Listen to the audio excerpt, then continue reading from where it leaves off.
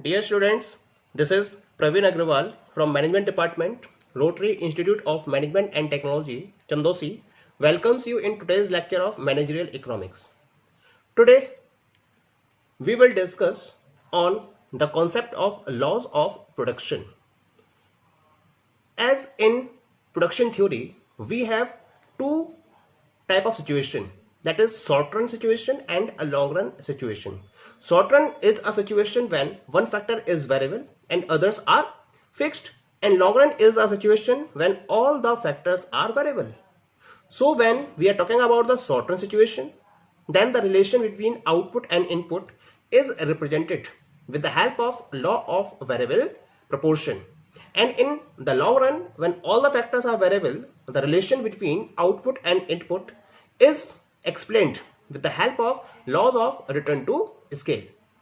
So first of all, we will discuss about the law of variable proportion. Let us come to the law. What does that law state? Law of variable proportion. As we discussed that it operates in short run when one factor is variable and others are fixed.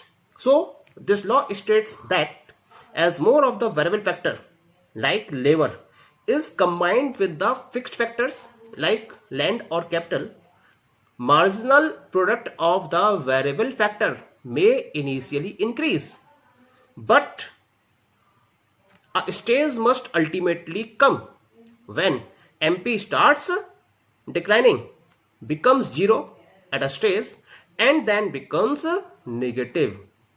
It means, according to this law, when we combine the variable factor with the fixed factors and increase the quantity of the variable factor, then marginal product initially increases, but at a stage it must eventually decline.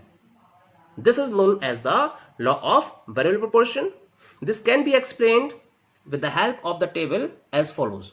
So you are looking here the table where we are having units of labor, units of land, units of labor, total product, average product, and marginal product.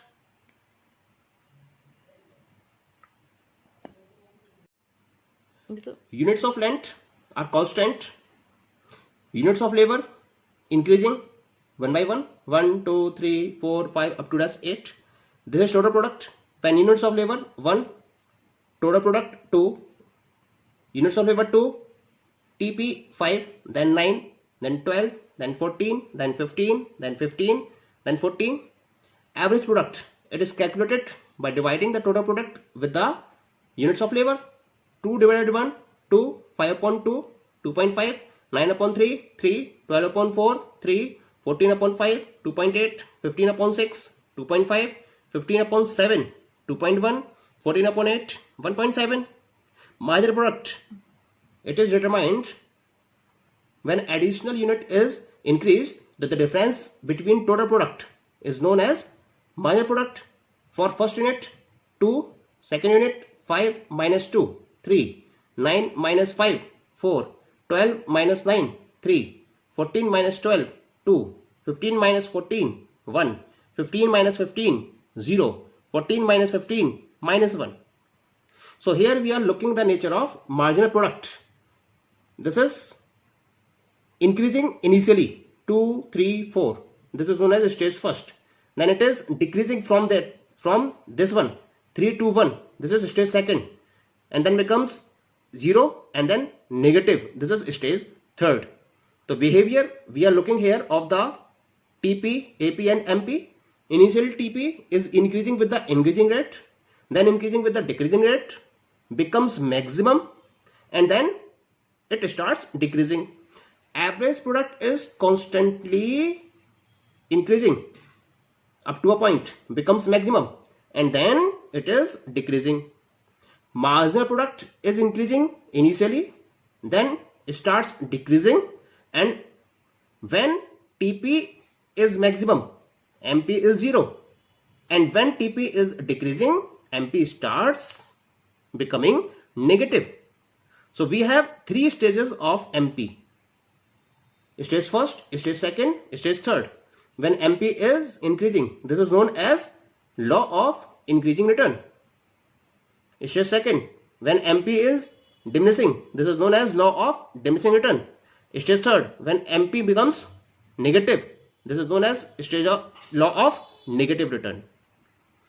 Okay, now this law of variable proportion can be explained graphically as follows. Look at the diagram here. In the diagram, we have the unit of variable factor on x-axis, TP, AP and MP on y-axis. This is looking, you are looking here, this is the graph for TP. The TP is increasing up to increasing rate up to this point.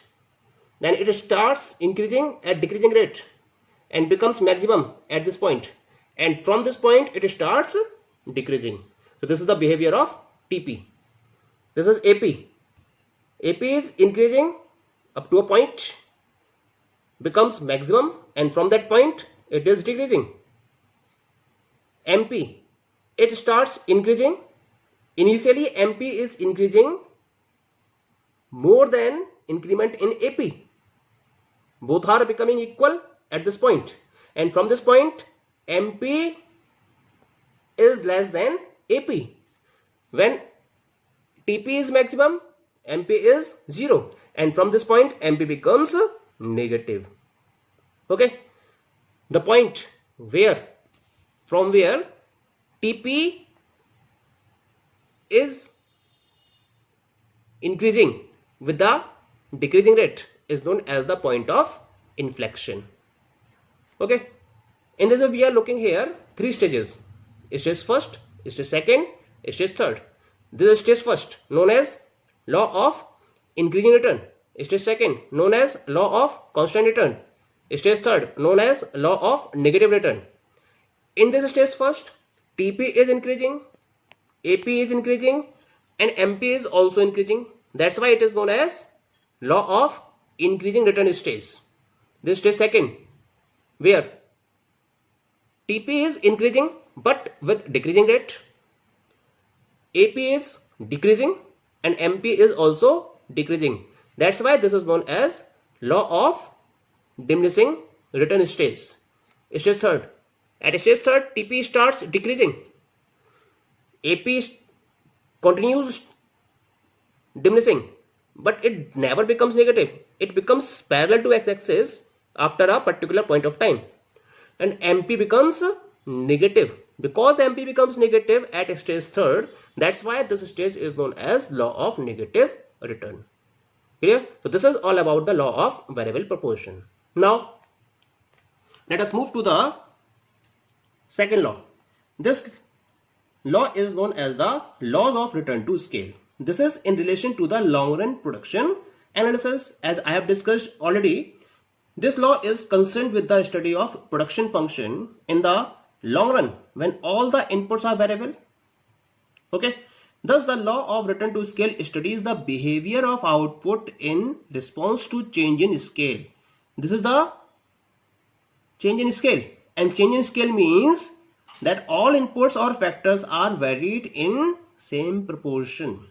It means that we are increasing the quantity of capital, labor, land in the same proportion. It means if land is doubled, capital is also doubled, and labor is also doubled. This is known as the change in scale. Now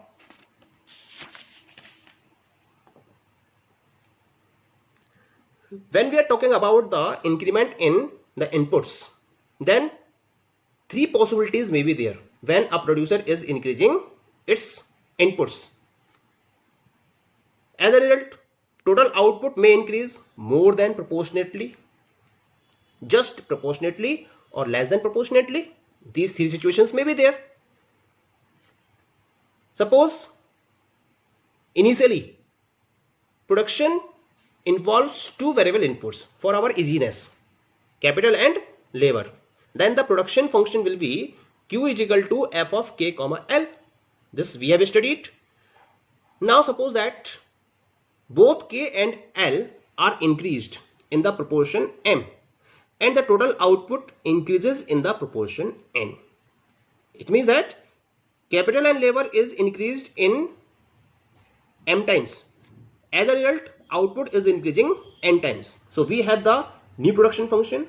N of Q is equal to function of M of K comma M of L. Now we have three possibilities in relation to N and M. Either N will be more than M, N will be equal to M, or N will be less than M. In this way, we get three stages of return to scale. These stages are stage number first. This is increasing return to scale. When it appears or when it happens, when N is greater than M, it means that increase in total output is greater than the proportional increase in the inputs. It means when we are, just suppose inputs are doubled, then output is more than doubled. Then such a situation is known as increasing return to scale. Stage second, constant returns to scale. Obviously, if N is equal to M, it means increase in the total output is proportional to the increase in inputs. It means there is increase in input and the same increase is followed by the total output. Then this situation refers to constant returns to scale. For example, if inputs are doubled, output is also doubled. Clear? Come to the stage third, diminishing returns to scale. When N is less than M, it means increase in the total output is less than the proportional increase in inputs. Then such a situation is known as diminishing returns to scale. For example, if inputs are doubled, then output is less than doubled. Okay, so these all are the laws of returns to scale. Thank you.